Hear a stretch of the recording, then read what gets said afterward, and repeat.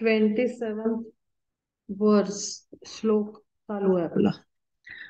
प्रकृते क्रियमाणानि गुणैः कर्माणि सर्वशः अहंकार विमूढात्मा कर्ताहमिति मन्यते.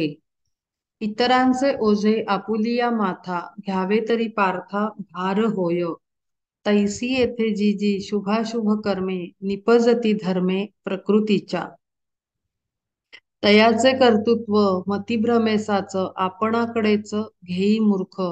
सर्वथैव ऐसा अहंकारारूढ एकदेशी मूढ असे जोका. तया ते कर्माचे रहस्य हे गूढ करोनी उघड दावू नये. असो पार्थ तुझ सांगतो जे हित देवोनिया चित्त ऐक आता. आता मागच्या वेळेला आपण बघितलं होतं की ते सांगतायत की सत्कर्माचं वळण कसं लागलं पाहिजे आणि निष्काम कर्मयोग कसा अंगी बाणवला पाहिजे. जरी आपण लोकांसाठी म्हणून काम करत राहिलो तरी आपण बंधनात अडकतो, कर्मबंधनात अडकतो. आणि म्हणून तसे न करता आपण आपले एम कायम डोक्यात ठेवलं पाहिजे. इतरांचे ओझे आपण थोडं मागचं वाचूया म्हणजे लिंक लागेल. तेथ सत्कर्माचे लावावे वळण प्रशंसा करून वारंवार स्वये आचरून दाखवावे तेच निष्काम जे साच तयांनीही. वागता ते कर्मी लोकसंग्रहार्थ पावतीना तेथ कर्मबंध. बहुरूपी जैसे नटोनिया अंगे राजा राणी सोंगे ऐसे घेती. परिमनी नाही नरनारी भाव लोका हाव भाव दाखवता. कधी कधी आपण लोकांना दाखवण्यासाठी म्हणून आपण काम करत असतो. आपण कारण सांगतो असं की नाही मुलांना कसं सोडणार, त्यांना त्यांचे आई वडील हवे आहेत, किंवा नातलग कसे सोडणार, नाती महत्वाची आहेत, अमुक महत्वाचं आहे. म्हणजे आपण लोकांचं कारण देऊनही कधी कधी वैराग्याकडे जाण्याचा मार्ग टाळतो की नाही परिवाराला अजून गरज आहे, अमकं अजून आहे, तमकं अजून आहे. पण असं आपण ओझं किती दिवस घेऊन डोक्यावर फिरणार, कारण त्याचा काहीच उपयोग होत नाही. तो भार केवळ भार आणि ओझं आहे. तशीच अशाच अर्थाची लाईन एक रामदास स्वामींच्या रामदास समर्थांच्या ह्याच्यात लिहिलेली आहे दासबोधात की माझे माझे झाले ओझे. जेव्हा माणूस म्हणतो माझं घर, माझी मुलं, माझा परिवार, माझी बायको, माझा नवरा, माझं सामान, माझं घर, माझी प्रॉपर्टी, असं जेव्हा माझे आई वडील, माझे बहीण बंधू, माझं नातलग, असं आपण जेव्हा म्हणतो तेव्हा त्यांनी म्हटलंय की माझे माझे झाले ओझे. शेवटी ते ओझं आहे, डोक्यावर घेऊन भार वाहिल्यासारखं आहे. कारण प्रत्यक्षात माझं असं काहीच नसतं.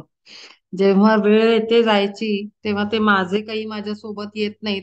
मला एकट्यालाच जावं लागतं देह सोडून, आत्म्याला निघून जावं लागतं. तेव्हा ते आपण जे वाहिलेला भार आहे सगळ्या दुनियाभरचा, तो काही आपल्या बरोबर कधीही येत नाहीत. ते आपले बाजूला बसून वगळतात आणि त्यांच्या जीवनाला पुढे सुरुवात करतात. ही रियालिटी आहे. कोणी कोणासाठी थांबत नाही, हेही आपल्याला अनेक लोक सांगतात, मोठे सांगतात, बुजुर्ग सांगतात. आणि म्हणून जेव्हा आपण अडकून राहतात तरुण मंडळी एखाद्या सिच्युएशन मध्ये, तेव्हा त्यांचे आई वडील मोठे त्यांना काय सांगतात की अरे कोणी कोणासाठी थांबत नाही, तू का अडकून पडलायस, तूही पुढे चाल. मग हे आपल्या बरोबर पण लागू होतं जेव्हा म्हातारपण येतं. हे अगदी सेम उदाहरण आपण स्वतःलाही दिलं पाहिजे की आपणही पुढे चाललं पाहिजे. आपण कोणासाठी थांबलो आहे, कोणीच इथे कोणाचं आहे नाही. प्रत्येक जण एकटा येतो आणि एकटा जातो. त्यामुळे कर्म कसं करायचं हे प्रत्येकाने स्वतः ठरवलं पाहिजे. निष्काम योगाने करायचं की कामी बुद्धीनं करायचं, आणि आपली मती कशी जागरूक ठेवायची, बुद्धी कशी जागी ठेवायची, हे आपल्यावर आहे. आणि म्हणून ते कितपत लोकांचं हे आपल्याकडे ओढून घ्यायचं त्याच्याबद्दल त्यांनी म्हटलं आहे. तयाचे कर्तृत्व मती भ्रमेसाचं आपणाकडेच घेई मूर्ख. सर्वथैव ऐसा अहंकारारूढ एकदेशी मूढ असे जोका. तया ते कर्माचे रहस्य हे गूढ करोनी उघड दावू नये. असो पार्था तुझ सांगतो जे हित देवोनिया चित्त ऐक आता. म्हणून श्रीकृष्ण परमात्मा आपल्याला कळकळीनं जे सांगत आहेत आपण त्याला उत्तमपणे तुरंत त्याच्यावर कामास लागलं पाहिजे आणि आपले विचार पहिले बदलले पाहिजेत. पहिला तर याला आपण जे वाचतो ऐकतो त्याला पहिला तर विचार दिला पाहिजे, थोडा वेळ दिला पाहिजे. पुढचे 2 दिवस त्याच्यावर डोक्यामध्ये आपल्या विचार झाले पाहिजेत. काल आपण काय ऐकलं होतं? अच्छा, अ, हे इंटरनेटवर अवेलेबल आहे. इवन तुम्हाला जर पाहिजे असेल तुम्ही सांगाल तर मी पीडीएफ एकदा ग्रुपवर शेअर करीन. मोबाईलवर उघडायचं आणि लिहून ठेवायचं रोज आपण कुठला ह्याच्यावर केलेला आहे, कुठले श्लोक आपण ऐकले. तो एक जरी नंबर लिहून ठेवला तरी पुढे त्या दिवशी पुढे 8 दिवस तुम्हाला पुढच्या क्लास सेशन पर्यंत पुन्हा वाचता येईल की बाबा काय झालं होतं, काय म्हटलं होतं. पण म्हणजे असा पद्धतीचा अभ्यास आपण स्वतः करणं सुद्धा अत्यंत आवश्यक आहे. कारण दरवेळेस आपल्या ऐकलेलं लक्षात राहतच असं नाही. जेव्हा आपल्या शाळेत सुद्धा मुलं जातात तेव्हा आपण त्यांना म्हणतो एकदा मॅडमनी शिकवलं म्हणजे काय आपल्याला येत नाही. मग आपण त्याला म्हणतो नाही, घरी पुन्हा एकदा त्याची रिव्हिजन झाली पाहिजे, वाचन झालं पाहिजे. म्हणून आपण मुलांना बसवतो की अभ्यास करा, पुन्हा एकदा धडा वाचा, पुन्हा समजून घ्या, पुन्हा प्रश्नांची उत्तरं लिहा. हे सगळं जे आपण मुलांना शिकवतो ना ते सगळं आपल्या गरजेनुसार आपल्यावरही अप्लाय होतं आणि ऍप्लिकेशन त्याचं झालं पाहिजे. आणि म्हणून जेव्हा अशी अभ्यासाची वेळ येते, हा आता आपल्याला शाळेचा अभ्यास असो तसा सिरियसली आपण अभ्यासच करतो आहोत या शास्त्राचा. आणि भगवद्गीता हे अत्यंत पवित्र फार मोठं अक्षरशः वेदांची उपमा भगवद्गीतेला दिली आहे. कारण ह्याच्यात सगळं एकत्र सांगितलेलं आहे.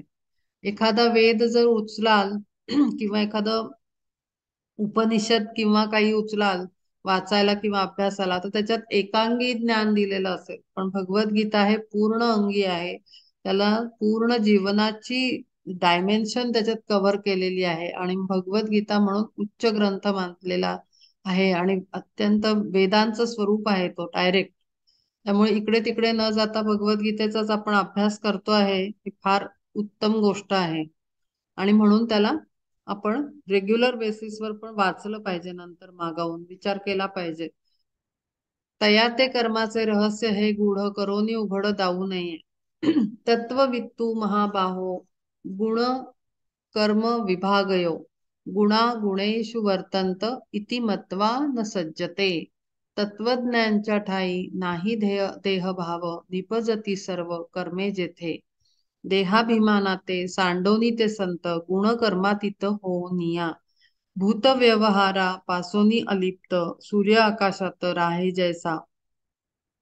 तैसे साक्षीत्वाने वावरती देही म्हणून या नाही कर्मबंध. आता तर त्यांनी वर काय म्हणलंय की आता बघ मी रहस्य सांगतोय तुला कर्माचं, ते नीट लक्ष देऊन ऐक. काय कर्माचं रहस्य आहे? जे संत गुण कर्मातीत, गुण म्हणजे त्रिगुण आणि कर्म त्याच्याने निर्माण होणार. त्रिगुण म्हणजे आपल्याला माहिती आहे की रज तम आणि सत्वगुण. रजोगुण, तमोगुण आणि सत्वगुण या 3 गुणांच्या कर्माच्या अतीत पलीकडे जाऊन जे काम करतात, जे देहाभिमानाला सांडून जे काम करतात त्यांना संत म्हटलं आहे. देहाभिमानाला सांडायचं म्हणजे काय की करता कोण आहे तर ते देहाला जे नाव दिलेलं आहे पाळण्यात आपल्या, ते नाव आपण म्हणतो की लीनानी हे केलं, लीनानी ते केलं, लीनानी अभ्यास घेतला, लीनानी अभ्यास केला, लीनानी अमकी डिग्री मिळवली. तर ते देहाभिमान म्हणजे लीनानी केलं हे सोडून द्यायचं. तर आत्म्यानी तिला करवलं म्हणजे शरीर हा नोकर आहे आणि आत्मा हा सर्वपरी त्याचा कंट्रोलर आहे. आणि आत्म्याच्या इच्छेने सगळं केलं असं आपण प्रत्येक कर्माला बघायचं. आणि गुणकर्मातीत होऊन म्हणजे काही गोष्टी आपण रजोगुणाच्या स्वभावामध्ये करतो. म्हणजे रजोगुण म्हणजे रमणारा, ज्याला सगळं हवं असतं, पाहिजे असतं, सगळं जगणं उत्तमरित्या आपण जगत असतो, माणसं पाहिजेत, संसार पाहिजे, पैसे पाहिजे, त्याला रजोगुण म्हणतात. सत्वगुण म्हणजे कम्प्लिटली सात्विक वृत्तीनं, म्हणजे मिळालं तर घ्यायचं किंवा आहे त्याच्यात समाधानाने जगायचं. कुठलेही चुकीचे काय म्हणतो आपण मार्ग वापरायचे नाहीत. तो सत्वगुण. आणि तमस गुण म्हणजे संतापी, पटकन राग येणं, पटकन संताप होणं, पटकन ऍक्शन होणं, पटकन दुसऱ्याला हर्ट होणं, हा तमोगुण झाला. तर या तिन्ही गुणांमध्ये आपण सगळेच असतो. कधी आपण सात्विक वागतो, कधी आपण राजसिक वागतो, कधी आपण तमोगुणी वागतो. हे तिन्ही गुण आपल्यात असतात. असं कोणीच नाही आहे जगामध्ये की एकच गुण त्याच्यात आहे, कारण हे तिन्ही गुण चांगले आहेत. आणि चांगल्या पद्धतीनं तमोगुण सुद्धा बॅलन्स केला तर तमोगुण सुद्धा चांगलाच आहे. असं काहीही नसतं की पूर्ण सत्वगुणी, तर ते अवघड आहे. जसं लाईट, लव्ह अँड पॉवर त्या दिवशी मी सांगितलं होतं की ब्रह्मा अस्पेक्ट, विष्णू अस्पेक्ट, आणि म्हणजे विष्णू तत्व, शिवतत्व आणि ब्रह्माचं तत्व, हे तीन तत्व आपल्यामध्ये आवश्यक आहेत. पूर्ण शिवतत्वाची व्यक्ती इम्बॅलन्स्ड आहे, पूर्ण विष्णू तत्वाची व्यक्ती इम्बॅलन्स्ड आहे. तर तिन्ही गुण आवश्यक आहेत, तसेच त्रिगुण सुद्धा आवश्यक आहेत. आणि म्हणून त्या तीन गुणांनी जी आपल्याकडनं कर्म घडतात, त्या कर्माच्या पलीकडे आपण गेलं पाहिजे.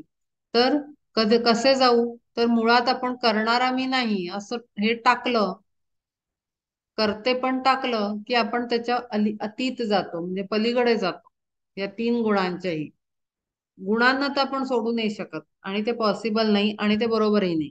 आणि म्हणून आपण करते पण सोडायचं.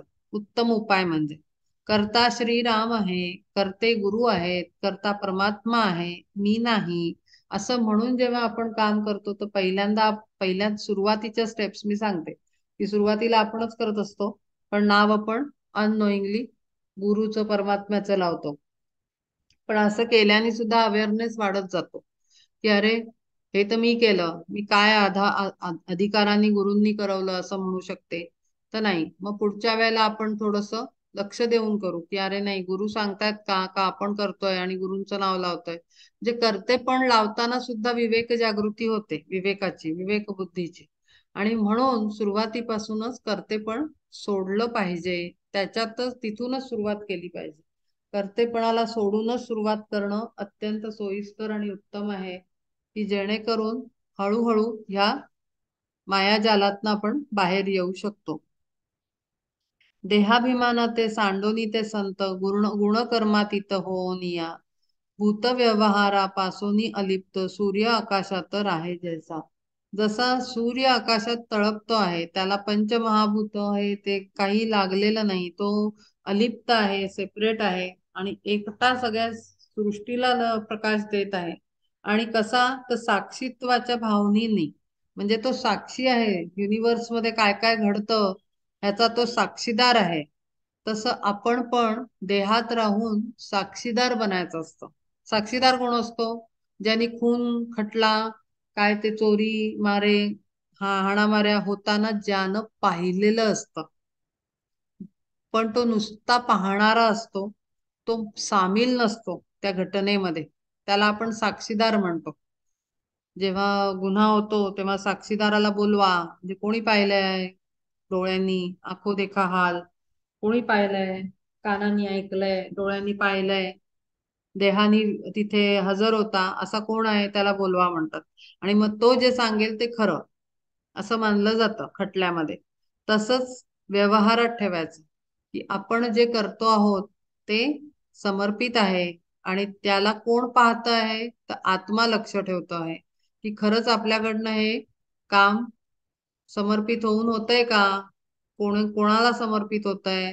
हे सगळं साक्षीत्वाच्या भावनेनी साक्ष ठेवून, म्हणजे स्वतःलाच तिथे उभं करायचं की तू साक्षीदार आहेस आत्म्याला.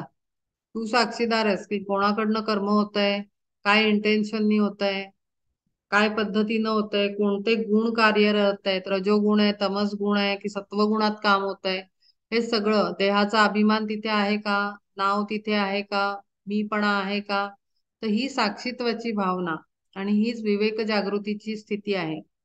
जेव्हा आपण साक्षीदार बनतो स्वतःचे स्वतःच, की मग विवेक जागृती येते. फॉर एक्झाम्पल, मी समजा एखादं काम करत असेल तर मी साक्षी भावानी जेव्हा बघते तेव्हा मी स्वतःलाच दुसऱ्याच्या थर्ड आयनी बघते.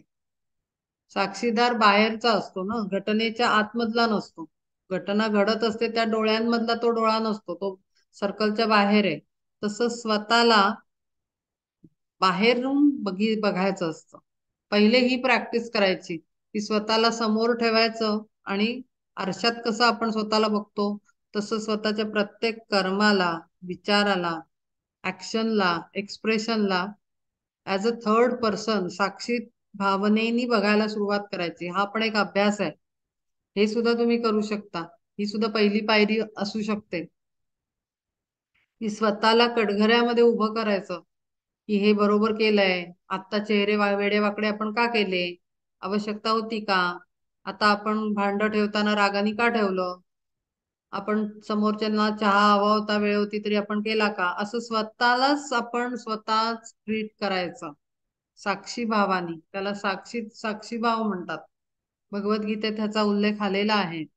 तर अशा पद्धतीनं संतांचं वागणं असतं की जो देहाभिमानाच्या पलीकडे म्हणजे कर्तेपणाच्या पलीकडे गेला आहे, त्रिगुणाच्या पलीकडे जाऊन तो कर्म करतो आहे. आणि कशा भावनेनं? साक्षीत्वाने. तैसे साक्षीत्वाने वावरती देही म्हणोनिया नाही कर्मबंध.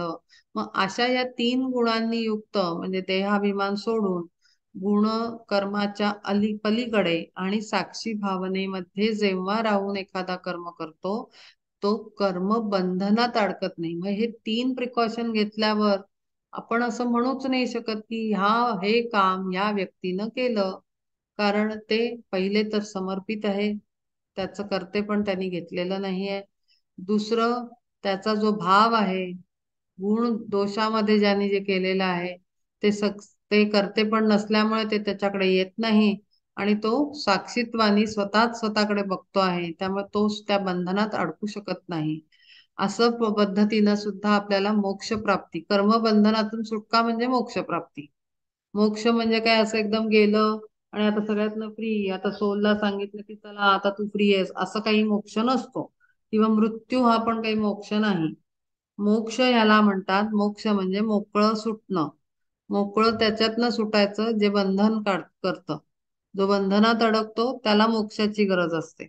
ज्या वेळेला आत्मा ह्या पद्धतीनं जगायला सुरू होतो त्या क्षणी तो मोक्ष त्याला मिळतो. म्हणजे कर्म बंधनातून कुठल्याही बंधनात तो अडकत नाही, म्हणजे तो मुक्त आहे.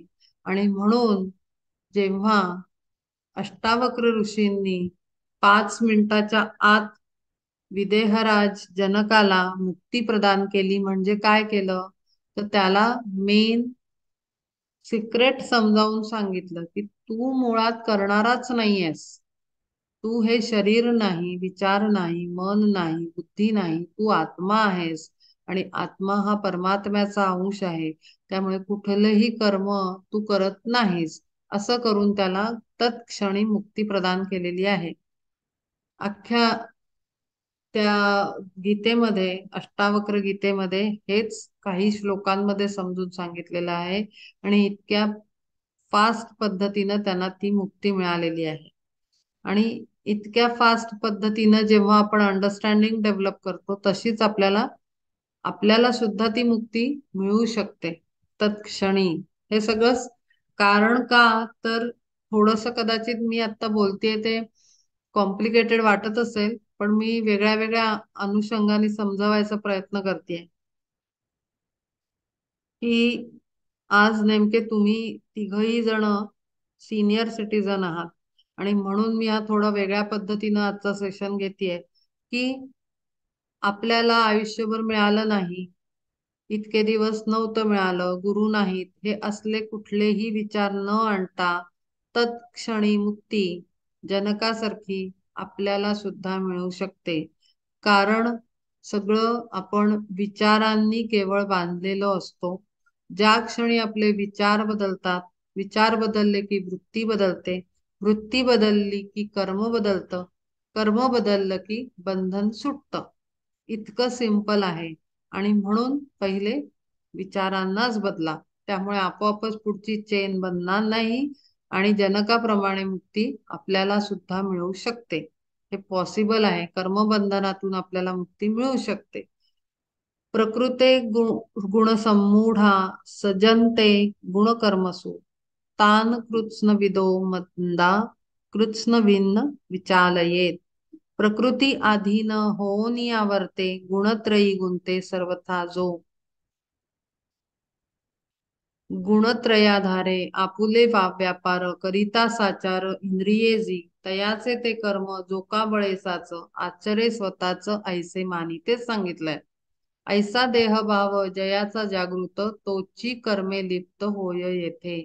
सेमच सांगितलंय. मी इतका वेळ जे बोलले तेच पुढच्या श्लोकात सांगितलं आहे की प्रकृतीच्या अधीन होऊन या वर्ते गुणत्रयी गुंते. तीन गुणत्रयींमध्ये जे गुंतात आणि त्याप्रमाणे वागतात की इंद्रियांच्या अधीन होऊन इंद्रिय ठरवणार काय करायचं काय नाही. गुणत्रयाधारे आपुले व्यापार करिता साचार इंद्रिये जी. घोडे ठरवणार कुठे न्यायचा रथ, ना की सारथी. तर आपण सारथी आहोत, आपण आत्मा आहोत आणि इंद्रियासारखे घोडे आपल्या हातात हवेत आणि इंद्रियांना आपण कंट्रोलमध्ये ठेवलं पाहिजे, ना की इंद्रियांनी आपल्याला कंट्रोलमध्ये ठेवलं पाहिजे. तर त्यांनी आता इथे हेच सांगितलंय की त्या त्रिगुणांप्रमाणे आपली इंद्रिय हे करतात. कधी आपले डोळे तामसिक होतात, कधी आपले कान तामसिक होतात, कधी सत्वगुणी होतात, कधी रजोगुणी होतात. असं प्रत्येक इंद्रिय आपलं आपलं आपलं आपलं सेपरेट वागत असतं आणि आपल्याला मात्र भावल्यासारखं नाचवत असतं. ते भावला नाचवतात ना ते राजस्थानी पपेट शो मध्ये. एक एक दोरी हात हलवते, एक दोरी पाय हलवते, एक डोळी, एक काय कंबर हलवतंय. असे ते 4-5 दोऱ्या लटकवलेल्या असतात आणि तो पपेट नाचवत असतो. आपली इंद्रिय आपल्याला असं नाचवत असतात. आपण म्हणजे आत्मा. आणि म्हणून त्यांची दोर आपल्या हातात ठेवून आपण त्यांना नाचवायचं असतं. आपण त्यांना गप म्हणून खाली बसवायचं असतं आणि उठ म्हणलं की त्यांनी उठून कामाला लागलं पाहिजे. इतका त्यांच्यावर जेव्हा हळूहळू हळू आपण कंट्रोल आणू, एकदम येत नाही. एक एक इंद्रियाला घ्यायचं. जे जास्त नाचवत असतं त्याला पहिले घ्यायचं, जेणेकरून बाकीचे आपोआपच कंट्रोलमध्ये येतात. आता ते कसं ठरवणार? तर आपलं रोजचं रुटीन बघायचं की आपला जास्त वेळ कशात जातो. आपला जास्त वेळ कशात जातो? व्यर्थ असा म्हणावा. तर आता खरं तर ह्या वयामध्ये, म्हणून मगाशी मी सांगितलं की आपण जे वाचतो ऐकतो, काही काही लोकांचं रुटीन असतं. म्हणजे माझ्याकडे एक गेल्या वर्षीच एक आपल्या ग्रुपमध्ये बाई होत्या. त्यांनी मला सांगितलं होतं एकदा फोन करून, मी सकाळी हे करते, मग दुपारी ही पोथी वाचते, मग संध्याकाळी हे प्रवचन ऐकते, मग रात्री हे भजन म्हणते, मग रात्री हे झोपायच्या आधी हे स्तोत्र म्हण, पुन्हा दुसऱ्या दिवशी सकाळी हे करते, हे करते, ते करते, ते करते, ते करते. अरे पण हे बंबार्डिंग होऊन राहिलं. आपण प्रत्येकाला एकेकाला एक एक घेतलं पाहिजे. खूप एकदम पण नाही. जसं आपण पुस्तक वाचतो लायब्ररीत आणून, आपण एक पुस्तक घेतो, त्याला पहिले पूर्ण करतो, त्याला स्टोरीला ऐकतो, वाचतो, ती शेअर करतो 4 लोकांशी, फॅमिलीशी, मित्र मैत्रिणींशी, आणि मग आपण ते पुस्तक लायब्ररीला वापस करतो, कारण तो विषय आपल्याला पूर्ण समजलेला असतो त्या पुस्तकाचा, कथेचा. मग आपण दुसरं पुस्तक आणतो बदलून, मग ते पूर्ण वाचतो.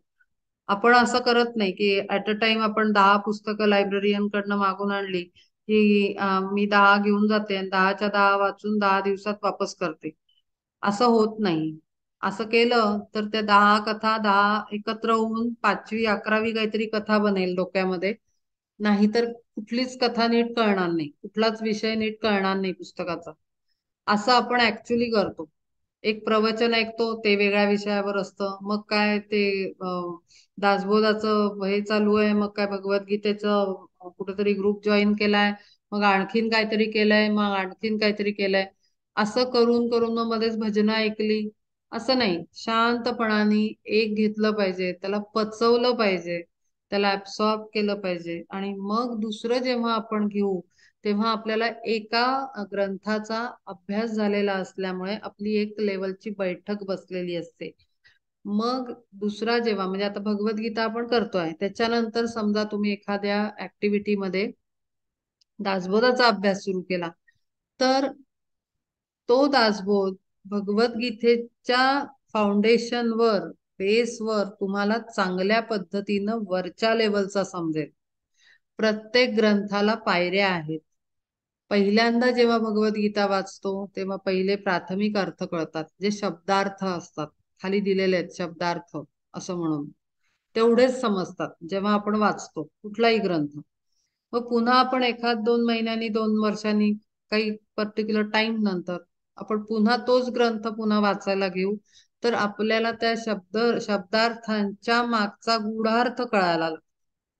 मग पुन्हा एकदा आपली अंडरस्टँडिंग चेंज होते आणि आपल्याला वाटतं अरे बापरे, याच्यात हे सांगितलं होतं, मागच्या वेळेला तर मला हे लक्षातच नाही आलं, मी वाचलं होतं, असं आपल्याला वाटतं. पण त्याचं कारण असं असतं की आपली इंटेलेक्च्युअल लेवल तेवढी डेव्हलप झालेली नसते आणि म्हणून आपल्याला ते वाचूनही कळलेलं नसतं, नोटीस मध्ये आलेलं नसतं किंवा अंडरस्टँड झालेलं नसतं.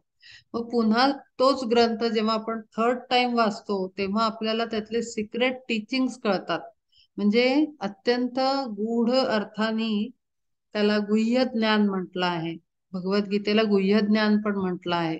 कारण या वरवर वाटणाऱ्या भगवद्गीतेमध्ये आणि ज्ञानेश्वरीमध्ये खूप मोठे सिक्रेट्स लपवलेले आहेत शब्दांमध्ये. आणि ते जेवढं जेवढं जेवढं आपली इंटेलेक्च्युअल लेवल, स्पिरिच्युअल लेवल म्हणजे खरी ब्रेनची कपॅसिटी, म्हणजे शालेय ज्ञानाच्या डिग्रीच्या नाही, ह्या आध्यात्मिक ज्ञानासाठी आत्म्याची शक्ती लागून जेवढी ब्रेनची डेव्हलपमेंट होते, त्याच्यानंतर आपल्याला गुप्त ज्ञान सापडतं त्यातलं. गुप्त धन आहे याच्यामध्ये, गुह्य ज्ञान म्हटलेलं आहे भगवद्गीतेला. तर ते थर्ड फोर्थ टाइम आपल्याला वाचल्यावर कळतं. मग आपण असं म्हणू नाही शकत ना की ह्याच्यात बेसिकच दिलंय, ह्याच्यात काय गुढार्थच दिलेत, ह्याच्यात गुह्य ज्ञानच दिलंय, असं आपण नाही म्हणू शकत. आणि म्हणून प्रत्येक गोष्टीला घेतलं पाहिजे, पचवलं पाहिजे, समजलं पाहिजे. त्याच्यावर गाय जशी रवंथ करत बसते तसं थोडा वेळ आपण त्याला वेळ दिला पाहिजे आपल्याला पचायला. आणि मग त्याच्यावर विचार केले पाहिजेत आपण, ज्याच्याने बुद्धी आपली तेज होते, म्हातारपणी सुद्धा तल्लख राहते ती. ब्रेन तो श्रिंक नाही होत, विसर पडायला कमी लागतो, ऍक्टिव्ह राहतो ब्रेन. अशा पद्धतीनं आपण जेव्हा अभ्यास करतो आणि मग आपण विचार करायचा की अच्छा, हा कॉन्सेप्ट आपण काल ऐकला, मग याला आपण कुठे अप्लाय करू शकतो लाईफ मध्ये. मग प्रत्येकाचं लाईफ वेगळं असतं, म्हाताऱ्या लोकांचं वेगळं असतं, तरुणांचं वेगळं असतं, मुलांचं वेगळं असतं, पुरुष तरुण असतात त्यांचं वेगळं असतं, बायका तरुण असतात त्यांचं वेगळं असतं. मग आपल्या लाईफ मध्ये, आपल्या रुटीन मध्ये हे कुठे अप्लाय होतं, कुठे वापरू शकतो, हे त्या पद्धतीनं मग विचार करून एखादं जरी आपल्याला कळलं तरी ते आपलं वाचन आणि अभ्यास सत्कारणी लागतं. ह्या पद्धतीनं आपण केलं पाहिजे असं मला वाटतं.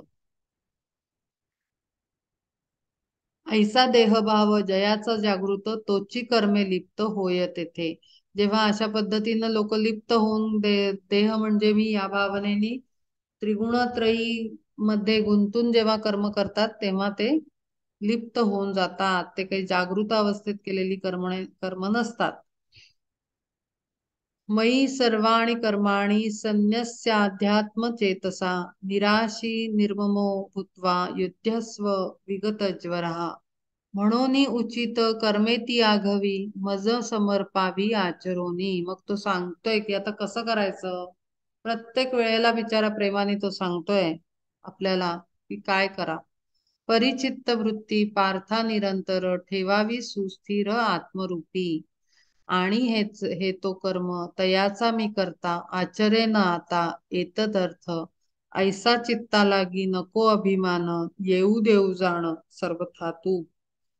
तेव्हा तुवा देहासक्त न न व्हावे अर्जुना, तांडाव्या वासना सकळही.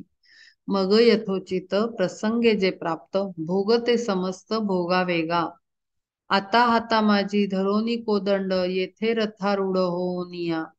वीरवृत्तीचा तू आनंदे स्वीकार, करी गा सत्वर धनुर्धरा. तो सांगतोय की चित्तवृत्ती निरोध करून, चित्तवृत्ती म्हणजे आतमध्ये उठणाऱ्या चित्तातल्या लाटा, एकदम काय करावं वाटतं, एकदम काय करावं वाटतं, ह्या ज्या लाटा उठत राहतात त्यांना, वृत्तींना शांत ठेवून आणि कुठे स्थिर व्हायचंय, आत्मरूपामध्ये, की मी आत्मा आहे. मी मागच्या वेळेला सांगितलं होतं कुठल्या तरी आपल्या एका सेशन मध्ये, की रोज सकाळी उठून दिवसातनं सकाळ दुपार रात्र अशी जी आपण औषध घेताना 3 डोस घेतो, तसं 3 वेळेला आठवण करून द्यायची की मी आत्मा आहे.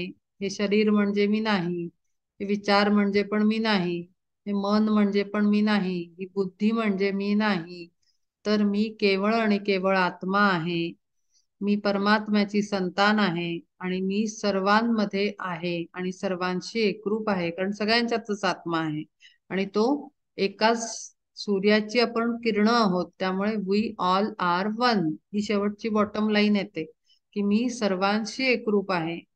असं दिवसातनं 3 वेळा ह्या 4-5 लाईनी म्हणल्या तरी आपल्याला वृत्तीत आणि चित्ताच्या अवस्थेमध्ये बदल 2 दिवसातच दिसेल घडून येताना. तिसऱ्या दिवशी आपोआपच 3 वेळेला आठवायला लागेल. पहिले 2 दिवस आठवण करून हे म्हणावं लागेल. तिसऱ्या दिवशी आपल्या आपल्याच आठवणीत या लाईनी येतील 4, की मी आत्मा आहे, मी आत्मा आहे. आणि ह्यालाच म्हणतात अनुसंधान, सतत आठवण करून देणं. तर ह्या पद्धतीनं स्थिर होऊन सुस्थिर आत्मरूपी प्रत्येक कर्म, हे तो कर्म तयाचा मी करता, आचरेन आता एतत अर्थ, ह्या पद्धतीनं की हे कर्म आहे आणि मी करता आहे. म्हणजे ना खरं तर कर्माचा विचार करायचा आहे, म्हणजे काय करायचं याचा विचार करायचा आहे, ना मी करतो असा विचार करायचा आहे, ना त्याचं शेवटचं फळ काय असेल त्याचा पण विचार करायचा आहे. तर ह्या तिन्ही गोष्टींचा विचार त्यागून आत्मरूपी स्थिर होऊन चित्तवृत्तींना शांत ठेवून जेव्हा आपण जगतो, तेव्हा ते कर्म निष्काम कर्म होतं आणि असा तू कर, सर्व वासना सोडून दे, असं तो सांगतोय. तुवा देहासक्त न व्हावे अर्जुना, सांडाव्या वासना सकळही. हे जे ते सगळं तो बडबडत होता की मी हे करीन, मग आम्ही राजा होईन, पण मला पाप लागेल, मग लोक असं होतील, मग ते राज्य खराब होईल, मग स्त्रिया भ्रष्ट होतील, हे सगळ्या त्याच्या वासना बोलत होत्या. का तर तो समजत होता की मी राजा होईन आणि मग मला हे सगळं लागेल. तर ते सगळं सोडून दे, सांडून टाक असं म्हणतोय. आणि मग यथोचित प्रसंगे जे प्राप्त भोगते समस्त भोगावेगा, जे काही प्रसंगाने तुला युद्ध प्रसंगाने प्राप्त होईल ते जे असेल ते, संकट आलं तर संकट, आणि तुला जर यश मिळाले या युद्धात, ते यश जे काय असेल ते आरामनी भोग. ते सुद्धा करतेपणा न घेऊन मी भोगतोय असं नाहीच तिथे पण. आणि असं करून तू आता ह्या सगळ्यातनं बाहेर ये आणि हातामध्ये कोदंड म्हणजे धनुष्य धरून रथारूढ होऊन युद्धाला सत्वर जागा हो आणि तयार हो. वीरवृत्तीचा आनंदे स्वीकार करून, जो वीरवृत्ती आहे तुझ्यातलं, धारिष्ट्य आहे, शौर्य आहे, त्याला परत वापस कर, अंगावर धारण कर आणि सत्वर धनुर्धरा तू तयार हो लढण्यासाठी, असं ते सांगतायत त्यांना. आणि आपल्याला काही लढाई नाही करायची, तर आपण जगण्यासाठी तयार व्हायचं, रोजच्या दिवसाला तयार व्हायचं, नटून सजून आपली वीरवृत्ती धारण करून आनंदाने, की मी परमात्म्याचा अंश आहे आणि ह्या वीरवृत्तीनं मी जगतो आहे. हे कर्मही मी करत नाही, करताही मी नाही, आणि मिळणारं कर्मातनं फळ असते ते ते सुद्धा माझं नाही. असं म्हणून आपण रोज जेव्हा मी आत्मा आहे या भावनेत जेव्हा कर्म करायला लागतो, की मग ती गोडी, ती संतांनी अनुभवली ती आहे ती. तोंडात साखर असल्यासारखं मग विठ्ठल विठ्ठल विठ्ठल ते गोड वाटत जातं नाव नुसतं. सिंपलचं नाव आहे पण अक्षरशः ते अगदी रसपूर्ण वाटायला लागतं. अशा भावनेनी जेव्हा आपण ते नाव घेतो, आणि म्हणून मग कळतं की का ते असे वेडे असल्यासारखेच वाटतात. आपण चित्रपट बघितलाय की काय नुसतं विठ्ठल विठ्ठल विठ्ठल करत आपले बसलेत आणि सगळी दुनिया आरडाओरडा करतेय, आपल्याला वाटतं असं कसं होऊ शकतं. तर ते त्या भावनेत आणि त्या भूमिकेत गेल्यानंतर कळतं की ती काय गोडी आहे ते विठ्ठल म्हणण्यामध्ये सुद्धा. जगा माझी कीर्ती करी वर्धमान, स्वधर्माचा मान वाढवोनी, भारापासूनी ही भूमी करी मुक्त, रणांगणी दुष्ट संहारोनी, सर्व ही संशय सांडोनिया आता, चित्त देई पार्था संग्रामीच, संग्रामा वाचोन येथे धनुर्धरा, बोलू नको वीरा तुझे काही. तुला हे काही शोभत नाही, आता सध्या तू सगळं सोड आणि भारमुक्त कर, या धरतीला भारमुक्त कर. कशाचा भार? अधर्माचा भार झालाय तिला. दुष्ट लोकांनी अधर्म पसरून ठेवलेला आहे, सगळं चुकीचं चाललेलं आहे जगामध्ये. तर तो भार कमी कर आणि या पृथ्वी मातेला मुक्त कर. आणि तू या संग्रामाशिवाय आता कुठलंही चित्तात काही ठेवू नकोस. खूप समजावलं आहे. या पद्धतीनं कर्मवीर तू हो आणि तू हे कर्म कर असं ते सांगताहेत.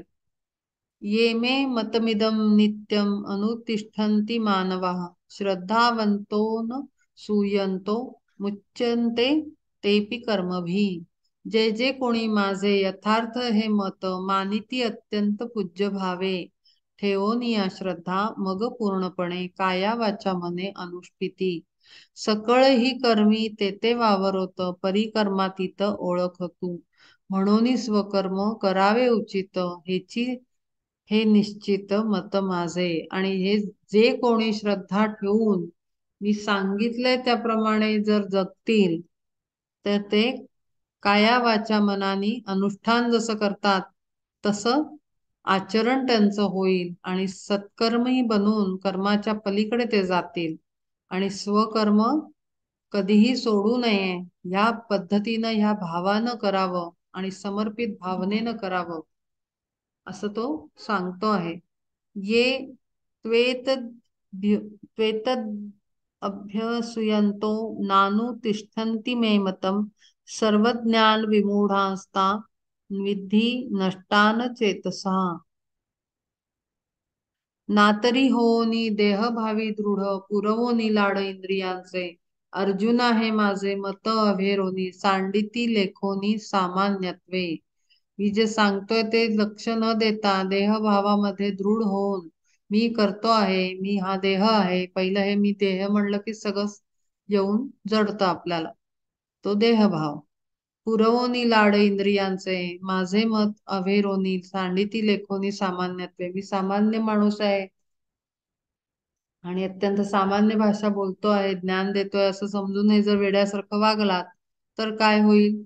हा तो अर्थवाद ऐसी वाचाळता करोनी तुच्छता दाविती जे, मोहमध्ये साच होनी ते भ्रांत, झाले विषय व्याप्त विषयांच्या. हा नुसता अर्थवाद आहे, उगीच शब्दांचा अर्थ घेऊन वाद घातलेला आहे, याला काही अर्थ नाही असं तुच्छ मानून जर या भगवत भाषेला आपण जर तुच्छ मानून जगलो मोहामध्ये लिप्त होऊन, तर मग काय होईल? तर विषयांमध्ये लिप्त होऊन आपण आपलं बुडून जाईल हा जन्म. अज्ञानाच्या पंखी बुडोनी ते वाया गेले धनंजया निस्संदेह, प्रेता हाती दिले रत्न वाया गेले, व्यर्थ उजाडले जन्मांदाते, कावळ्यासी जैसा चंद्रोदय देख, मुढासी विवेक रुचे नाहा, ऐसे जे विनमुख झाले परमार्था, बोलू नये पार्थ तया संगे. असे ते लोक असतील की एखाद्या जन्म जन्मानी आंधळा असलेल्या माणसासमोर सूर्य उजाडला काय आणि सूर्य अस्त झाला काय त्याला काही फरक पडत नाही, कारण त्याला काही दिसतच नाहीये. प्रेताच्या हातात रत्न दिलं काय, हिरा माणिक काही दिलं काय, त्याला काय कळतंय? तशी अवस्था होईल मग. असं जर विचित्र वागत राहिलो आपण तर आपल्या पुढे एवढा मोठा परमार्थ जो बोलून दाखवला परमात्म्यानी तो व्यर्थ आहे असं तो सांगतोय. पतंगा प्रकाश सहावे न जैसा, विवेका न तैसा रुचे त्यासी, म्हणून हे माझे मत अभेरून, मत्सरे करो न निंदिती ते, पतंगे दीपासी दिले आलिंगन, अचूक मरण तरी त्यासी, विषयांच्या भोगे तैसेची पतन, स्वरूपापासून जीवा लागी. स्वरूप काय आहे आपलं? परमात्मा स्वरूप आहे, आत्मरूप आहे. ते आपण न घेता जवळ आपण जेव्हा असे विषयाला जवळ करतो तर एखाद्या पतंग म्हणजे तो किडा नाही, मेणबत्ती जवळ एक असं पाखरू येतं आणि मग ते दिव्याकडेच खेचलं जातं, लाईटकडे, आणि शेवटी मरतं ते. सकाळी आपल्याला मेलेलं सापडतं. किंवा ते दिवाळीत येणारे किडे शेवटी सगळे मेलेले असतात, त्या लाईटच्या भोवती बिरबिर बिरबिर करत राहतात रात्रभर. तसं आपण माणसं न ऐकून दिलेलं ज्ञान एवढ्या मोठ्या ग्रंथांमध्ये, ते न ऐकून त्याला दुर्लक्षित करून, महत्व न देऊन, कानडोळा करून आपण जे इंद्रियांचं मन ऐकून त्यांना लिप्त होऊन त्यांचे चोचले पुरवत जगतो, त्याच्यानी मग त्या पतंग दिपासी दिले आलिंगन चुक मरण तरी त्यासी, तशी आपली अवस्था होते. शेवटी आपण आपल्या नातलगांच्या मध्ये हाय हाय हुई हुई करत मृत्यूला जातो. आणि मग आपलं आत्मा भटकत राहतो, कारण तो काही तृप्त नसतो. तो सुखाने मरत नाही, हवय हवय हवय करतच मरतो. सगळी माणसं भोवती घेऊन मरतो, त्यामुळे तो मुक्त नाही होत. तो निघून नाही जात, पुढच्या जर्नीला निघून जायला पाहिजे. ऍस्ट्रल मध्ये अडकलं नाही पाहिजे, सूक्ष्म शरीरात आत्मा अडकला नाही पाहिजे. त्याला मुक्ती प्रदान झाली पाहिजे, म्हणजे पुढचा जन्म, त्याला पुढचा जर्नी मिळाला पाहिजे. ऍस्ट्रल मधनं पुढे जाऊन पुन्हा मग नवीन जन्म पटकन मिळतो, नाहीतर तो आत्मा तसाच भटकत राहतो ऍस्ट्रल फील्ड मध्ये, सूक्ष्म जगामध्ये. त्याला अनेक वर्ष लागतात मग पुढचा जन्म घ्यायला आत्म्याला, पटकन नाही मिळत. आणि जन्म तर घ्यायचाच आहे, तो कोणालाच नाही चुकलेला, सगळ्यांना घ्यायचा आहे, कारण आपण लेसन लर्न करायला आणि ज्ञान संपादन करायला येतो, लेसन पेक्षाही ज्ञान मिळवायला. जसं आता या जन्मात मी आर्टिस्ट झाले, या जन्मात मी साधना केली, एका गुरूंची भक्त झाले, किंवा जो काही आध्यात्मिक प्रवास चाललाय हा माझा अनुभव आहे. मी कला शाखेत काम केलं हा माझा अनुभव आहे, तो मला पूर्वजन्मात मिळाला नसेल.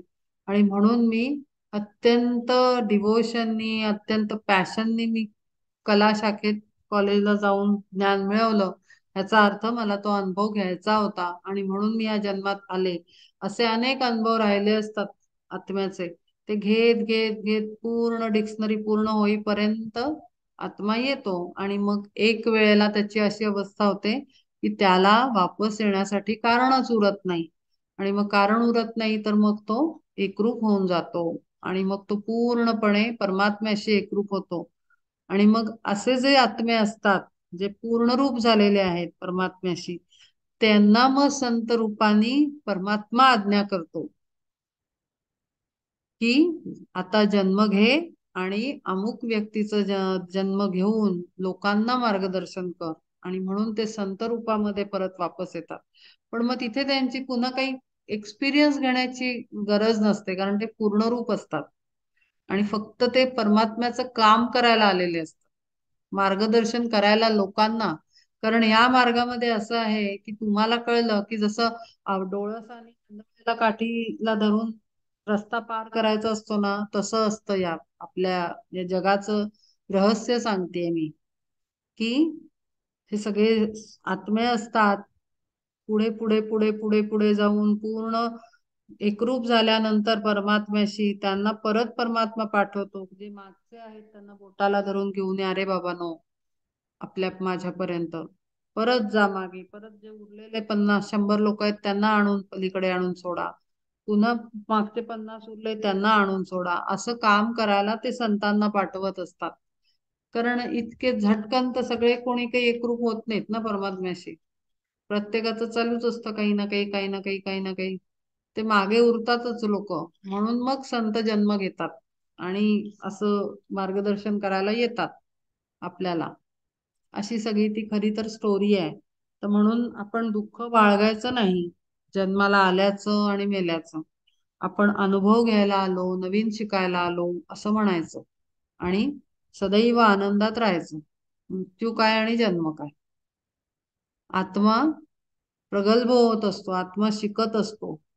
सदृशम चेष्टते स्वस्या प्रकृतेर्ज्ञान वानपी प्रकृतीम यान्ति भूतानी निग्रह किम करिष्यती. म्हणून ज्ञात्याने करू नये पाही लाड कौतुकेही इंद्रियांचे. सर्पासवे काय खेळता येईल सिद्धीस जाईल व्याघ्र संग. सेविले कौतुके जरी हलाहल तरी ते जिरेल कैसे सांग. सहजे खेळता जरी लागे आग, भडकता मग सावरेना. तैसा इंद्रियांसी लाविला जो लळा, परिणामी भला नाही नाही. कसं सांगितलंय पहा वर्णन करून, की इंद्रियांना जे जो लळा लावतो, कौतुक प्रेम करतो, त्याची अवस्था काय होते. विष हे विषच आहे. विषाला सुंदर लाडूच्या रूपात जर खाल्लं तरी ते विषाचंच काम करणार आहे, असं त्यांनी सांगितलंय. किती तुम्ही त्याला हे करा, म्हणतात ना, कडू कारलं तुपात घोळवा, साखरेत घोळवा, कडू ते कडूच, असं आपली म्हण आहे. तसंच आहे इंद्रियांचा. जी कडवट आणि वाईट आहेत ती वाईटच आहेत, ती चांगली नाही होऊ शकत. त्याचा आध्यात्मिक आणि परमात्म्याच्या मार्गावर त्याचं कौतुकाची गोष्टच नाहीये. इंद्रिय ही त्यांना कंट्रोलमध्ये ठेवणं हेच सांगितलेलं आहे सर्वथा. पाहे अर्जुना ही पराधीन काया, भोगावे कवाया नाना भोग, सर्वथा सायास करोनी आपण, जोडावे जे धन सकळही. तेणे अहोरात्र कागा प्रतिपाळ, करावा केवळ देहाचा या. देह तव असे पंचभूतात्मक, पावे अंती देख पंचत्वाते. मग तिये वेळी कोठे धांडोळावा, केला जो आघवा खटाटोप. म्हणून केवळ देहाचे पोषण, प्रत्यक्ष तो जाण आत्मघात. पंचभूतात्मक आहे आपला देह. म्हणजे मागच्या वेळेला मी कुठल्या तरी आपल्या सेशन मध्ये सांगितलं होतं, कारण सध्या तर हेच चालू आहे, की पाच भूत म्हणजे पृथ्वी, आकाश, तेज, वा, वा, वायू आणि अग्नी, या पंचतत्वांनी आपलं शरीर बनलं आहे. तर कसं, तर आपले रक्तवाणी द्रव्य आहे शरीरातलं, ते पाणी स्वरूपात आहे. अस्थि वगैरे आहेत ते पृथ्वी स्वरूपात आहेत. वायू आहे आपल्या शरीरात. अशा पद्धतीनं पोकळी आहे, आकाश आहे. तर अशा पद्धतीनं पंचतत्वांनी, तसंच आपली जी हे आहे, चक्र आहेत शरीरातली, ती सुद्धा पंचमहाभूतांचं प्रभुत्व दाखवतात. जे खालचं मूलाधार चक्र आहे ते पृथ्वी तत्वाचं आहे. पोटाचा भाग आहे ते जलतत्वाचा आहे. हृदयामध्ये आकाश, गळ्यामध्ये आकाश तत्व आहे.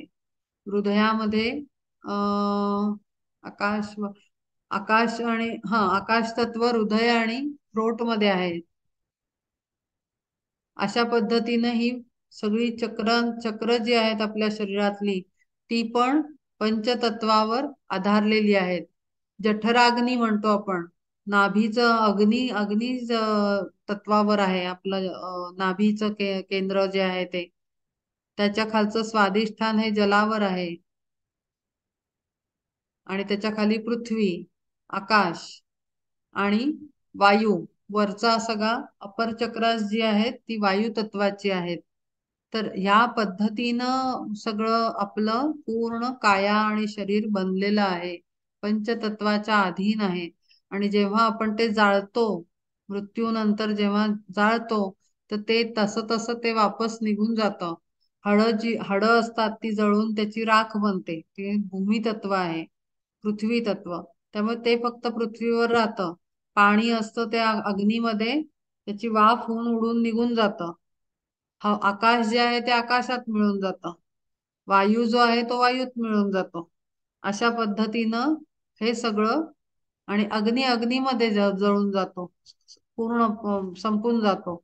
उरतं काय, आपल्या हातात काय मिळतात, त्या अस्थी मिळतात. फक्त भूमी तत्व आपल्या हातात मिळतं मृत्यू झालेल्या माणसाचं. तर ते पंचभूतात्मक शरीर पंचभूतांमध्ये विलीन, पंचत्वात विलीन झालं म्हणतात ना, तर ते तसं होतं. आणि म्हणून त्याचं इतकं कौतुक करू नका, असं ते सांगतायत. मग तिये वेळी कुठे धांडोळावा, केला जो आगवा खटाटोप. एवढं सगळं पंचतत्वाच्या शरीराला आपण जे जोपासलं, कौतुक केलं नाव देऊन, मी मी हे केलं, मी ते केलं, मग ते देहाचं पोषण इतकं केलं, अहंकार जपला त्याचा, हे सगळं कुठे लागू होतं. खाण्यापिण्यावर कमी होतं, अहंकारावर जास्त जातं. देहाचं पोषण म्हणजे मी केलं, माझं माझं, मी केलं, मी हे केलं, मी ते केलं, हे जे मी मी म्हणून आपण भांडणं पण करतो, मिळवण्याचा अधिकार मिळवण्याचा प्रयत्न करतो, आपला वाटा मिळवण्याचा प्रयत्न करतो. हे सगळं तिथे जातं. देहाचं पोषण जे एवढं सगळं जे कृष्ण बोलताहेत ते तिथे लागू होतं. म्हणजे आपल्याला कळत नसेल याचं ऍप्लिकेशन कसं करायचं, असं तर काही आम्ही लाड करत नाही. आम्ही काही गोडधोड सगळं छान छोकी आमचं काही नाही आहे. मग आपलं चुकतंय कुठे? तर देहाचं पोषण आपण मीनी करतो. मला हवं, माझं हे लागतं, मला असंच लागतं, माझी ही पद्धत आहे, आम्ही ऐकणार नाही, आपण मला माझं पाहिजे, माझा अधिकार पाहिजे, माझा वाटा पाहिजे, माझ्या नावाचं पाहिजे. हे जे जिथे जिथे जिथे जिथे जिथे येतं ना उल्लेख, तिथे शोधून पाहिलं पाहिजे की आपण किती पोषण करतोय देहाचं. ही मी तुम्हाला हिंट दिलेली आहे. आता तुम्ही तुमचं तुमचं त्याच्यावर विचार करायचा आहे की आपण नक्की कशा पद्धतीनं पंचभूतात्मक देहाचं कौतुक करतो आहोत आणि कुठे चुकीचे निर्णय घेतो आहोत, कुठे चुकीचे विचार करतो आहोत, कुठे चुकीची भाषा करतो आहोत. हे आपण आपलं आपलं पाहिजे. कारण आपल्याला काही माहिती नाही, मला काही माहिती नाही कोणाच्या जीवनात काय चाललेलं असतं. त्यामुळे मी जनरल अर्थ सांगते, त्याचं ऍप्लिकेशन आपलं आपणच करायचंय विचार करून. म्हणून केवळ देहाचे पोषण प्रत्यक्ष तो जाणं आत्मघात. अर्जुना तो घात टाळावया येते. नये देऊ चित्त देहभोगी. आणि म्हणून तू देहाच्या भोगांवर लक्ष देऊ नकोस. जर तुला हा हे टाळायचा असेल घात, तर तू ह्या गोष्टींकडे, कौतुकाकडे, स्वतःच्या देहाच्या तू जे करतो आहेस त्याच्यावर लक्ष देऊ नकोस. फार इंद्रिय इंद्रियस्येन्द्रियस्यार्थे रागद्वेषौ व्यवस्थितौ व्यवथितौ तयोर्न वशमागच्छेतो यस्य परिपंथिनौ रुचे इंद्रियासी ऐसाची विषय भोगिता जो होय तोष चित्ता सावचोर जैसा तोवरीच स्वस्त ओलांडीना प्रांत नगराचा तैसा तो संतोष वाटे क्षण भरी परिघात करी परिणामी सेवू नये विष लागे जरी गोड अंती अवघड प्राण जाता देखे गळा लागी लाविता आमिष मासा भुले त्यास जैशा रीती तैसी इंद्रियांची विषय लालसा सुखाची दुराशा दावी जीवा ना कळे माशा ते झाकला तो गोळ करी जो केवळ प्राणघात तैसी अभिलाषा प्राण्या लागी भूल घालोनी पाडील क्रोधाग्नीत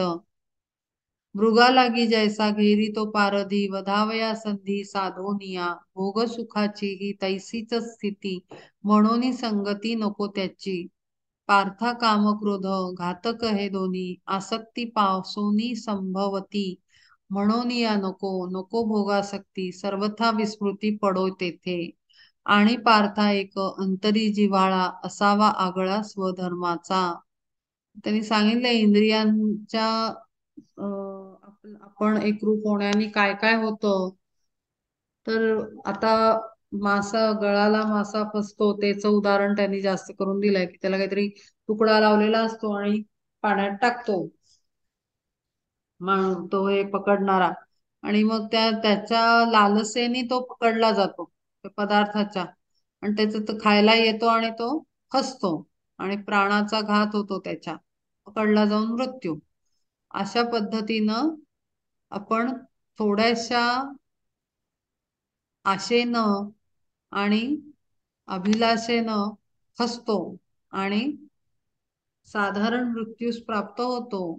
जो मृत्यू आपल्याला पुन्हा अडकवतो आणि अडकवतो अशा पद्धतीनं की बाकीच्या परिवाराला कळतही नाही. त्यांना वाटतं चला मेले सुटले असं वाटतं, पण ते आत्मा अडकलेला असतो ते त्यांना दिसतच नाही.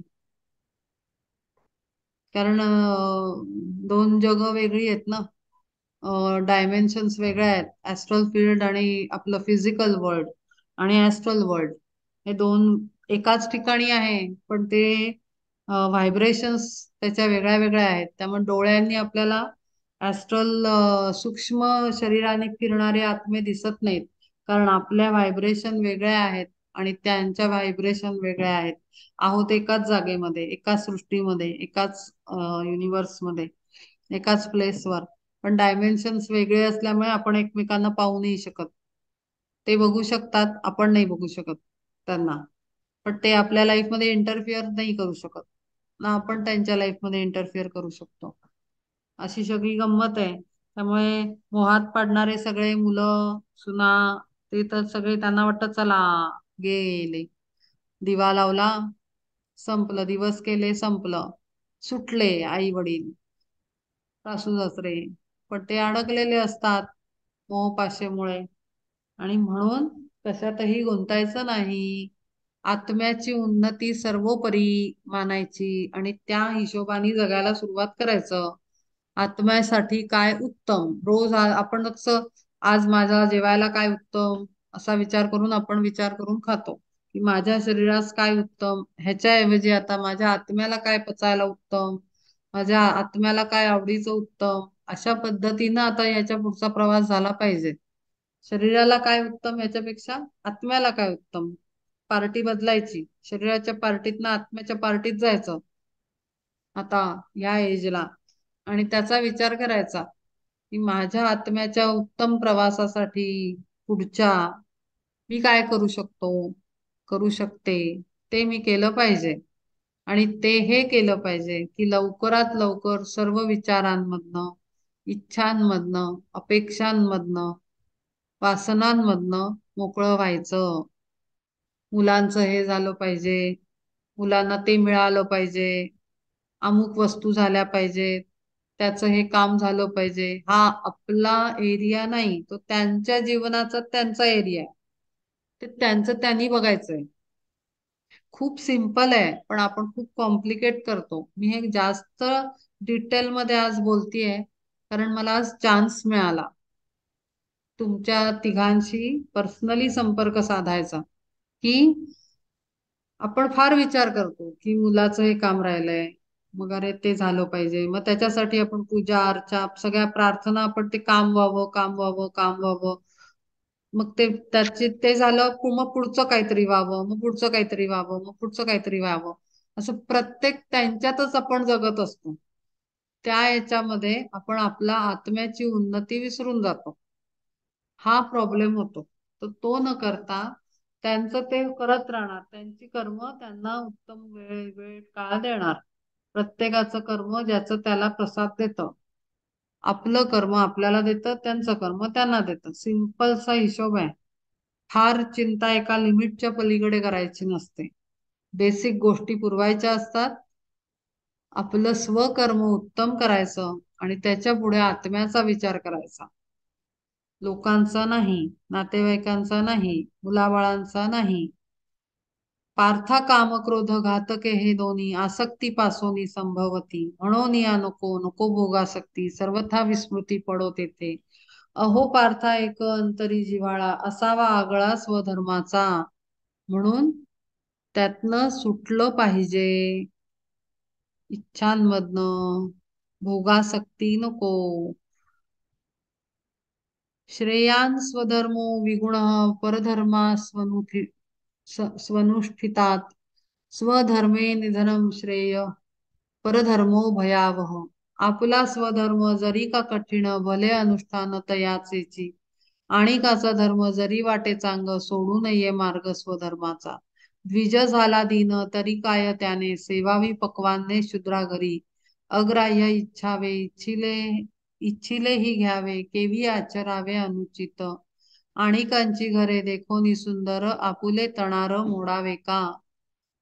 आपुली अर्धांगी कुरूप जाहली तरी तीच बली भोग्य जैसी, स्वधर्म हा तैसा असो अवघड आणि वाटो जड आचराया.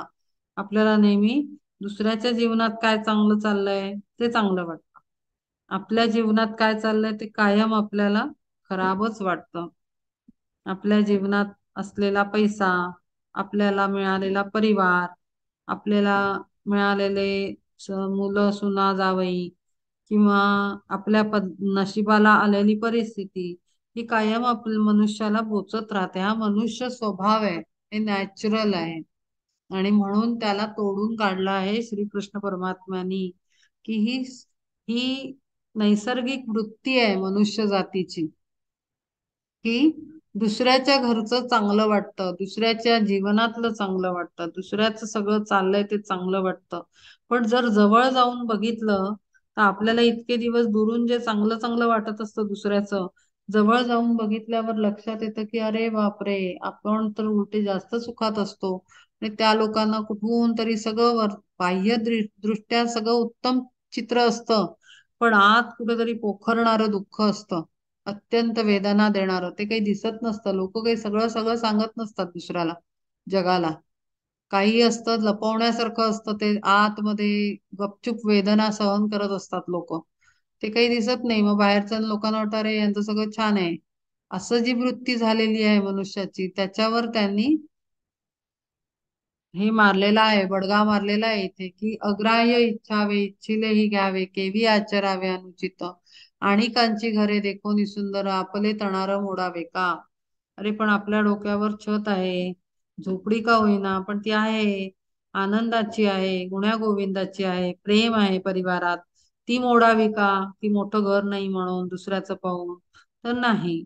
माझी झोपडी तर झोपडी, पण प्रेम आहे ना, परिवारात सख्य आहे ना, सर्व छान आहे ना, आनंद आहे ना, समाधान आहे, शांतता आहे, मग ते झोपडं सुद्धा आनंद देणारं आहे, असं सदैव विचार केला पाहिजे. माझ्याकडे आहे ते उत्तम आहे, मला जे मिळालंय ते बेस्ट आहे, आणि मला जे मिळालंय ते मला योग्य असं मिळालं आहे. चाहे ते काहीही असो, मुलगा, सून, सुना, नातवंड, पती, परिस्थिती, नोकरी, पैसा, अडका, अवस्था जी काय असेल ती माझ्यासाठी बेस्ट.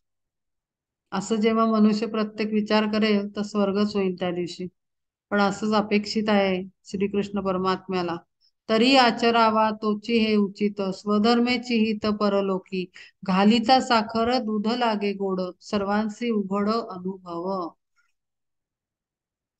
दुधात साखर घातली की गोडच लागतं. त्याच्यात काही नवीन काही रॉकेट सायन्स तर आहे नाही.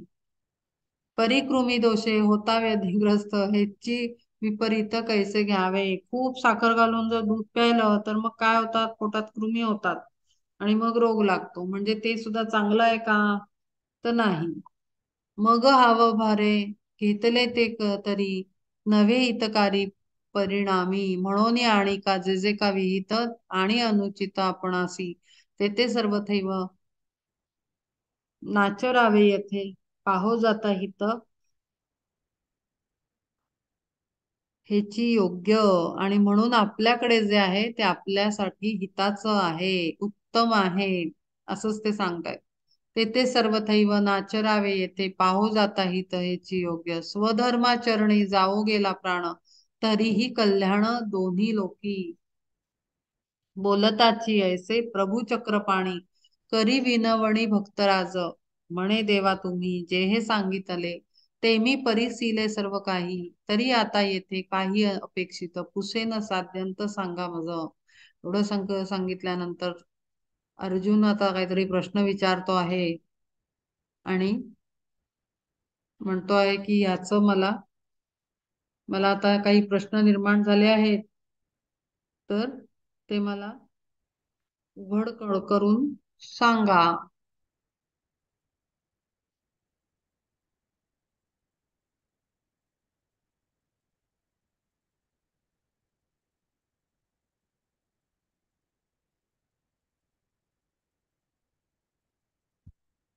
अर्जुन उवाच, अथ केन प्रयुक्तोऽयं पापं चरति पुरुषः, अन्निच्छन्नपि वार्ष्णेय बलादीव नियोजिता.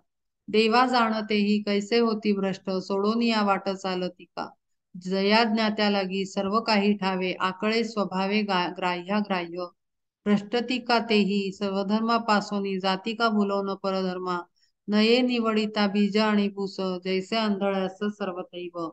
डोळसा लागी भी तैसे क्षण भरी, व्हावे का हो तरी सांगा मज, करी ती जे सर्व संग परित्याग, तेची घेती भोग हाव भरे, होनी विरक्त स्वीकारिती वन, तेही परतो गावा येती, आसक्तीपासून लपोन राहती, पाप चुकविती सर्वस्वी जे, गोविले ते जाती त्याची पापा ठाई, इच्छा नसताही बलात्कारे, जीवा लागी ज्याचा वाटे तिटकारा, तोची पडे फेरा विषयांचा, चुकविता त्यासी शोधित ते येती, जीवासी भिडती ज्ञात्यांच्याही ज्ञात्यासीही कोण, पापा माझी ओढी बलात्कार प्रौढी कोणाचीही, मज कृपावंत होऊन या देवे, सर्व हे सांगावे पार्थ म्हणे.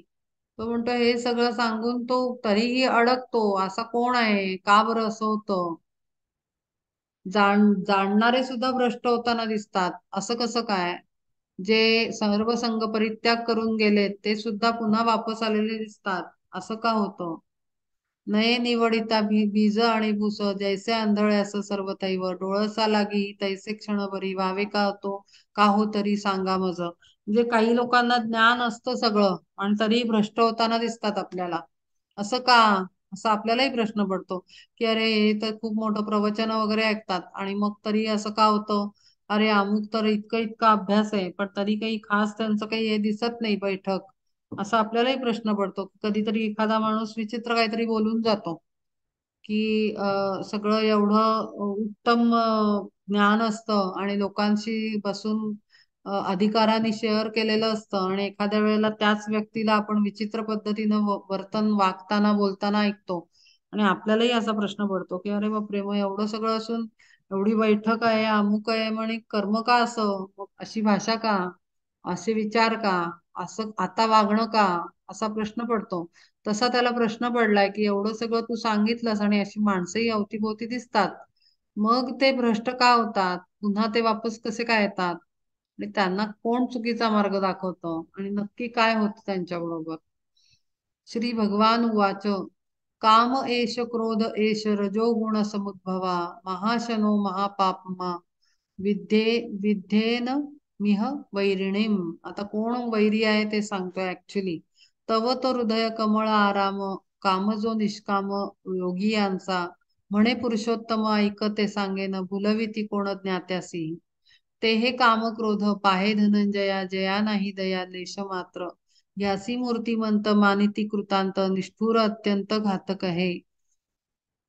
ज्ञानरूपी निधीवरील हे नाग, दरीतील वाघ विषयांच्या, आक्रमिता चांग भजनाचा मार्ग, रोधिती हे मांग मारे करी. देहरूपी दुर्ग त्याचे हे दगड, हेची गाव कोड इंद्रियांचे, सर्व जगासी हे टाकीती दडपोन, मोहादी करोन साधनांनी.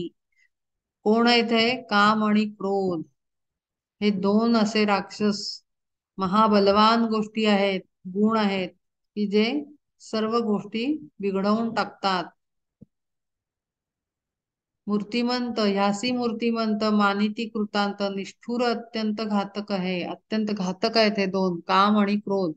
आक्रमिता चांग भजनाचा मार्ग, रोधिती हे मांग मारे करी. जसं एखाद्याचा मार्ग रोखून जसं हल्ला करतात तसे हे गपचूप दडून बसलेले असतात आतमध्ये. त्यांनी म्हटलंय पुढे, देहरूपी दुर्ग त्याचे हे दगड. दुर्ग म्हणजे दे दुर्ग म्हणजे किल्ला. देहरूपी किल्ल्यातले हे दोन दगड आहेत जे बसलेत ऋतुनाथ आणि ते मार्ग अडवतात आपला. हेची गाव कोंड इंद्रियांचे, सर्व जगासी हे टाकीती दडपोनी, मोहादी करोनी साधनानी. मोहामुळे यांची उत्पत्ती होते, काम आणि क्रोध. सर्व जगासी हे टाकीती दडपोनी, मोहादी करोनी साधनांनी. जाण हे असुरी संपत्ती संपूर्ण, रजोगुणातून उद्भवते. यांचा उद्भव कुठून होतो, रजोगुणातून, काम आणि क्रोध. आणि म्हणून मगाशी मी सांगितलं की या तीन गुणांना उत्तमरित्या बॅलन्स करणं, सांभाळणं फार आवश्यक आहे. कारण प्रत्येकामध्ये चांगली गोष्ट आहे आणि प्रत्येकामध्ये वाईट गोष्ट पण आहे. तर त्या वाईटाला काढून फक्त चांगल्याला ठेवलं तरच ते तीन गुण बॅलन्स होतील. आणि आता हे कामक्रोध कशातून उत्पत्ती होते, तर रजोगुणाची उत्पत्ती आहे ती आणि त्याचं मूळ रजोगुण स्वभावामध्ये आहे. रजोगुणी व्यक्तिमत्वामध्ये आहे किंवा गुणांमध्ये आहे. त्या लालन पालन करून या भले, यासी वाढवेले अविद्येने. अविद्या म्हणजे अज्ञान. अज्ञानाने मनुष्य काम आणि क्रोधाचं पोषण करतो.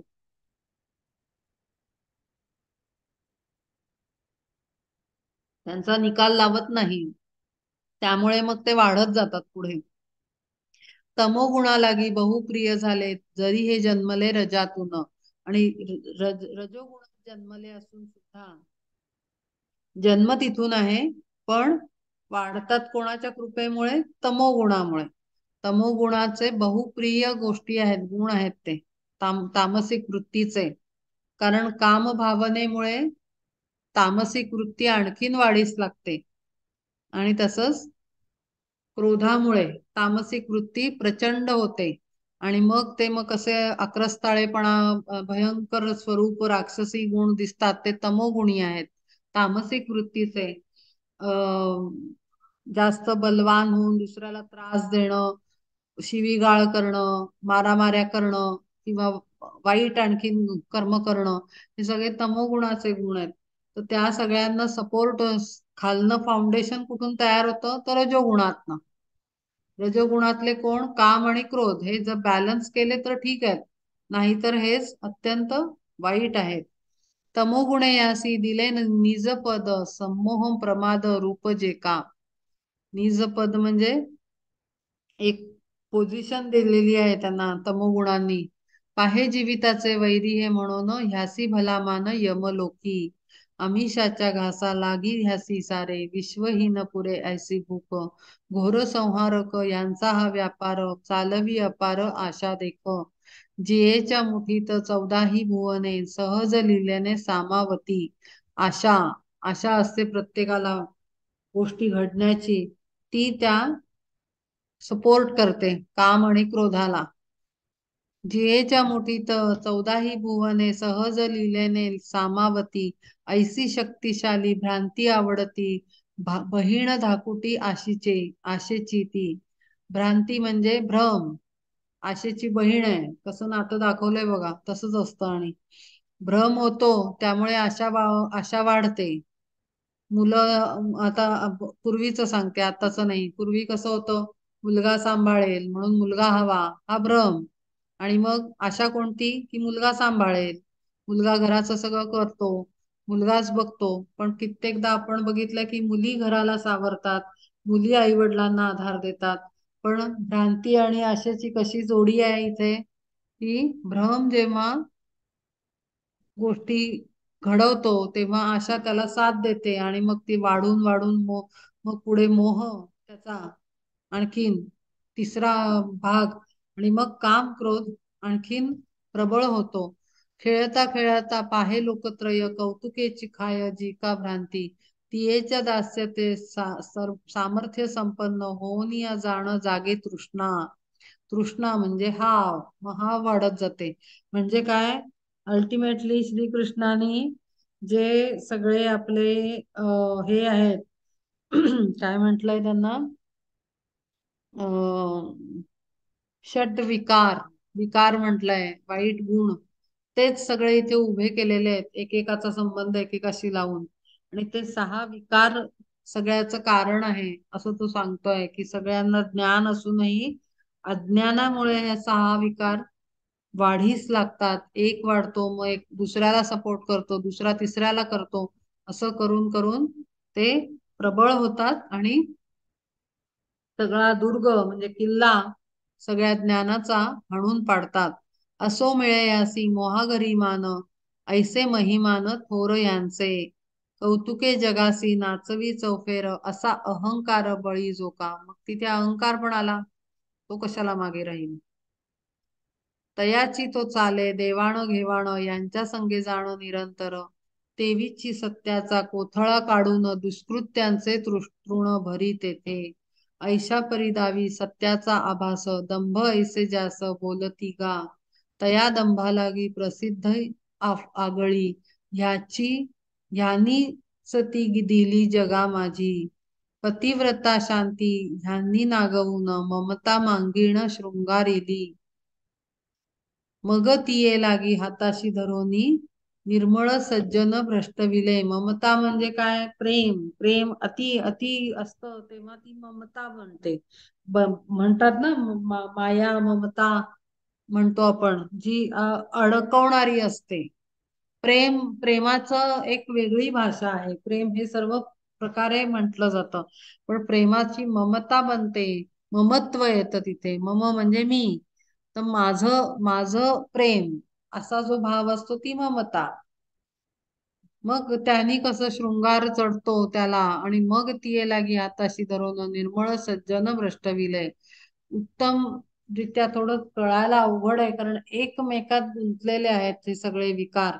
आणि मग ते कशी चेन बनवतात आणि सज्जनाला सुद्धा भ्रष्ट करतात.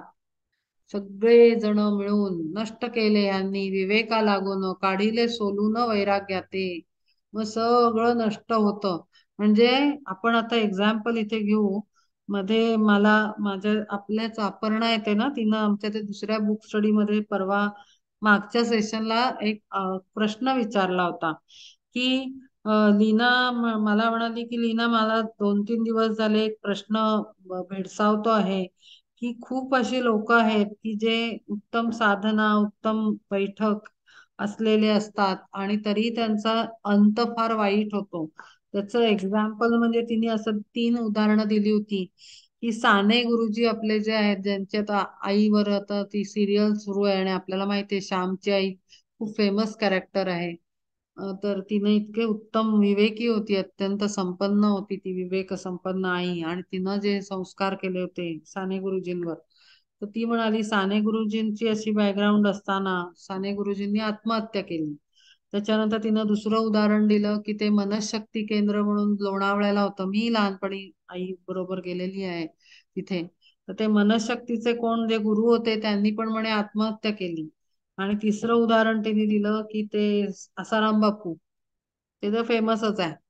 तर त्यांनी काय काय कारस्थानं केली आणि आता शेवटी ते जेलमध्ये गेले.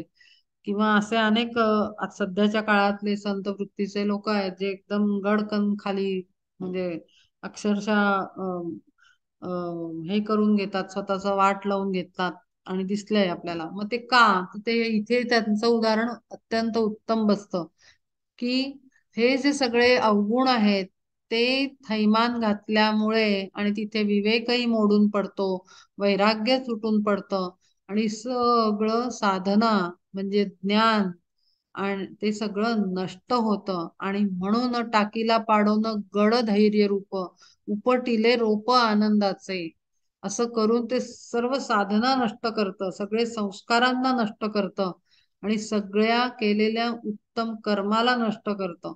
आणि म्हणूनच आध्यात्मिक साधनेमध्ये सगळ्यात चिवट असलेला सांगितला आहे अहंकार.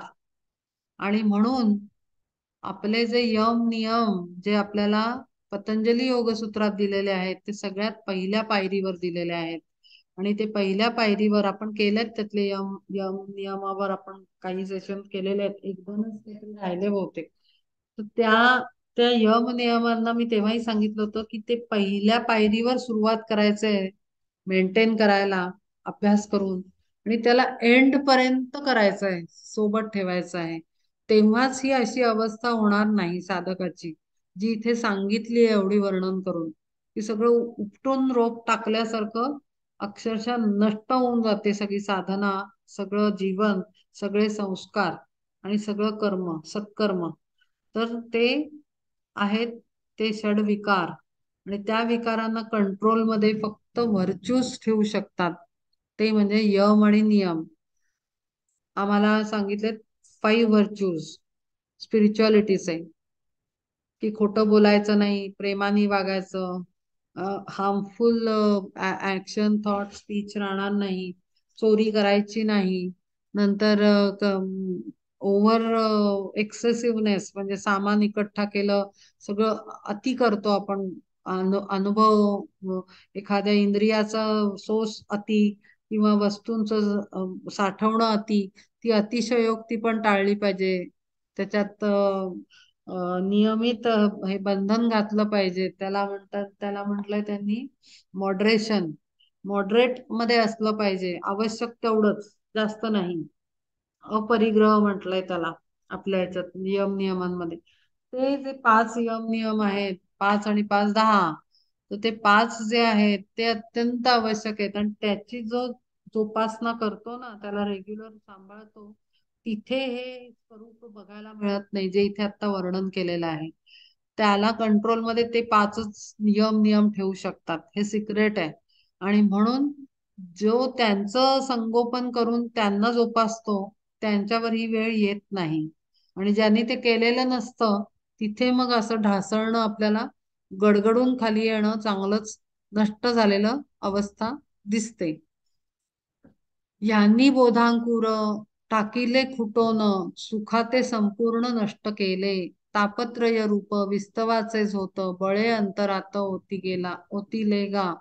देहासवे पाहे होनी उत्पन्न जीवासी जडोन राहिले हे.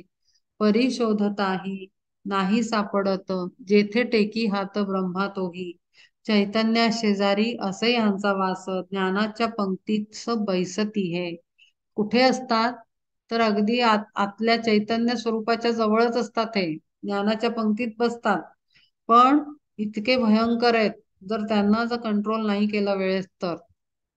म्हणून हे होता घातासी प्रवृत्त नाही आटोपत कोणातही. आणि म्हणून हे इतके भयंकर आहेत की जे जर पेटून उठले आटोक्याबाहेर गेले तर त्यांना कधीही त्या जन्मात तरी आटोपता येत नाही. मग पुन्हा जन्म घ्यावा लागतो त्या सोलला ते सगळं बाहेर येण्यासाठी. हे तो जळाविण जीवा बुडविती तेवीची जाळती आगी विण. न बोलता शब्द राहती लपोन घेती कवळोन प्राणियासी. जाण शस्त्राविण साधिती हे घात तेव्ही बांधितात दोराविण. जाण त्याची तरी कापिती हे मान प्रतिज्ञा करो न धनुर्धरा. हे तो पंकाविण केसे ऋतविती आणि गुंतविती फासाविण. राहती हे खोल अंतरा माझारी म्हणून या भारी कोणातेही. आणि आता याची गंमत कशी आहे तर आता तुम्ही म्हणाल हे कसे उफाळले जातात.